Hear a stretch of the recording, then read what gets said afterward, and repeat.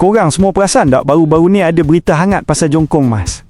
Cuba bayangkan, bermula 8 hari bulan Jun tahun 2026, Kastam Malaysia akan kenakan cukai sebanyak 10% untuk jongkong emas import.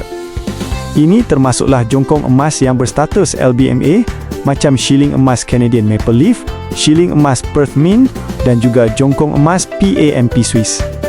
Apa maksudnya semua ni? Maknanya harga emas import ni dijangka akan melambung naik kurangnya 10% tau. Tapi korang relax dulu sebab ada berita baik yang saya nak kongsikan ni. Cukai ni tak libatkan pun emas perhiasan dan jongkong emas yang bukan berstatus LBMA pun terselamat daripada cukai ni. Yang paling best, emas public gold langsung tak terkesan sebab ia bukan jongkong emas LBMA. Boom!